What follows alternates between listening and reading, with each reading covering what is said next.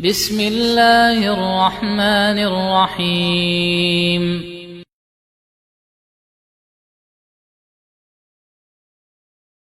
Dosa penyebab siksa kubur yang ke-11 adalah meratapi kematian. Ada orang yang kita cintai mati lalu kita ratapi kematiannya, ini adalah dosa besar penyebab siksa kubur. Rasulullah sallallahu alaihi wasallam bersabda, "Innal mayyita la yu'adzabu bi bukai ahlihi alaihi." Sesungguhnya mayit itu diazab karena keluarganya meratapi kematiannya. Hadis sahih diriwayatkan Al-Bukhari dan Muslim dari Ibnu Umar radhiyallahu taala anhuma. Dalam riwayat Muslim juga dari Ibnu Umar radhiyallahu anhuma, al-mayyitu yu'adzabu fi qabrihi bimaniha alaihi. Mayit itu diazab di kuburnya karena dia diratapi. Dan diriwayatkan Al-Bukhari dan Muslim dari Al-Mughirah bin Syu'bah radhiyallahu anhu, Nabi sallallahu alaihi wasallam mengatakan, "Maniha alaihi fa innahu yu'adzabu bimaniha alaihi yaumal qiyamah." Barang siapa yang diratapi kematiannya, maka dia akan diazab disebabkan ratapan itu di hari kiamat. Jadi ini dua hadis, dapat azab kubur dan juga azab di hari kiamat karena dia diratapi kematiannya. Nah jemaah sekalian, apa makna hadis ini? Al-Imam Ibnul Mubarak rahimahullahu ta'ala menjelaskan, "Idza kana yanhahum fi hayatihi fafa'alu syai'an min dzalika ba'da wafatihi lam yakun alaihi syai'un."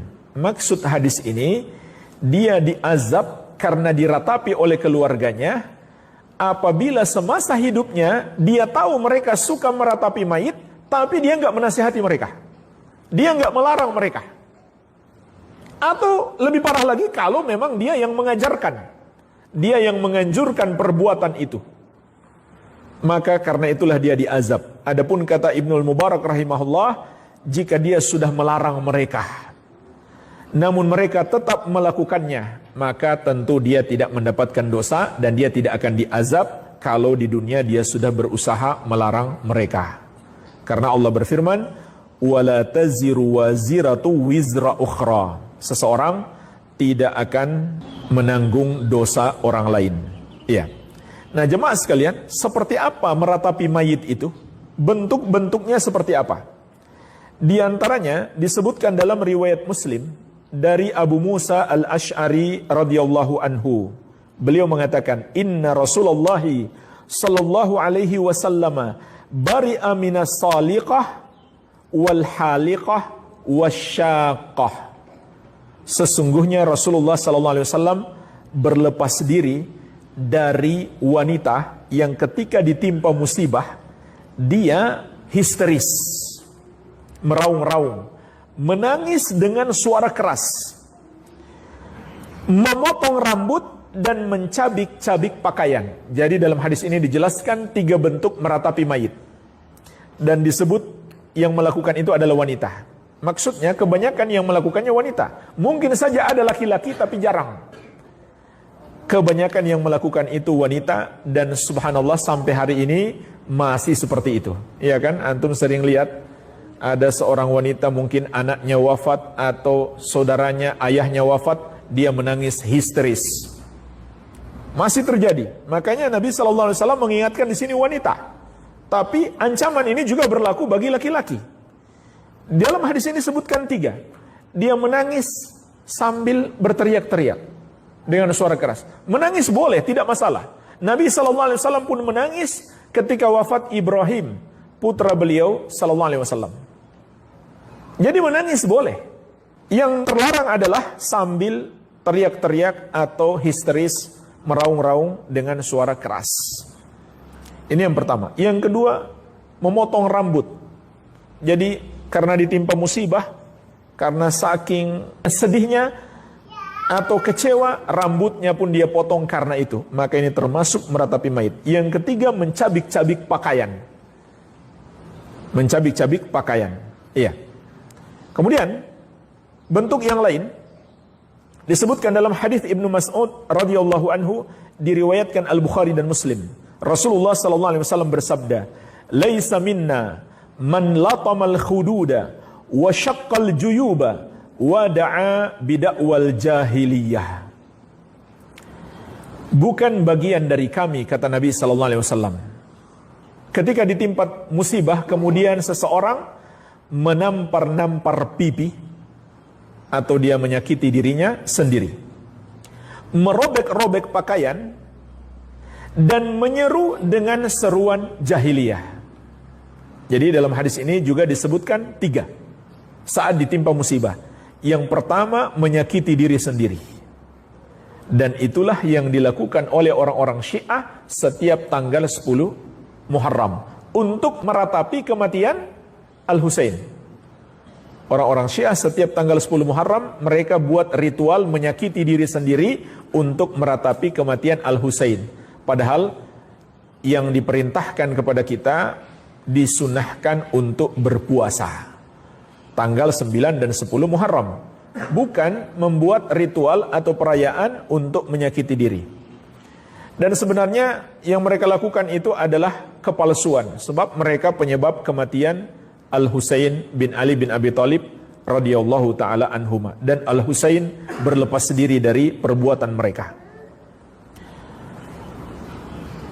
Kemudian yang kedua dalam hadis ini, merobek-robek pakaian. Merobek-robek pakaian, sama dengan hadis sebelumnya. Dan yang ketiga, menyeru dengan seruan jahiliyah, yaitu mengucapkan kata-kata yang haram saat ditimpa musibah. Ya, seperti kata-kata yang menunjukkan dia nggak ridho atas takdir yang Allah tetapkan. Ya. Hadis yang lainnya tentang bentuk meratapi mayit diriwayatkan oleh sahabat Jabir bin Abdullah Al-Bajali radhiyallahu anhu, dikeluarkan oleh Imam Ahmad. Sahabat ini berkata, "Kunna na'uddu al-ijtima' ila ahlil mayyit wa sani'atat ta'am ba'da dafnihi minan niyahah." Dahulu kami di sini adalah Nabi sallallahu alaihi wasallam dan para sahabat menganggap bahwa berkumpul di rumah keluarga mayit dan membuat makanan setelah dia dikuburkan termasuk meratapi mayit. Jadi bikin tahlilan 3 hari, kumpul-kumpul makan-makan 7 hari, 40 hari, kata sahabat Jabir bin Abdullah radhiyallahu taala anhu, di zaman Nabi sallallahu alaihi wasallam itu dianggap meratapi mayit. Oleh karena itu dalam kitab Imam Syafi'i rahimahullah melarang itu. Beliau melarang kumpul-kumpul makan-makan di rumah orang yang sudah wafat tersebut. Tapi hari ini malah dianggap sebagai sebuah ibadah. Iya. Dan ini memberatkan jemaah sekalian. Orang sudah ditimpa musibah, disuruh bikin acara lagi. Dan semua bid'ah itu memberatkan. Agama ini mudah. Kalau kita tambah-tambahkan, malah memberatkan kita. Bahkan, ada orang saya kenal, dia sampai berhutang. Wafat istrinya, dia lagi kesusahan, lagi sedih, disuruh pinjam uang lagi buat bikin acara tahlilan. Subhanallah. Udah susah, ditambah susah. Dan di sebagian daerah itu jadi ajang kesombongan dan ujub dan riak, pamer. Makanya mereka berlomba-lomba siapa yang sembelih sapi terbanyak saat kematian orang tuanya. Dan mereka mengira itu bentuk bakti kepada orang tua. Padahal bisa jadi orang tuanya diazab gara-gara itu. Sebagaimana dalam pembahasan kita ini. Jadi ajang berbangga-bangga. Dan mereka celah orang yang tidak melakukannya. Subhanallah. Ini tidak diragukan lagi adalah tipuan setan.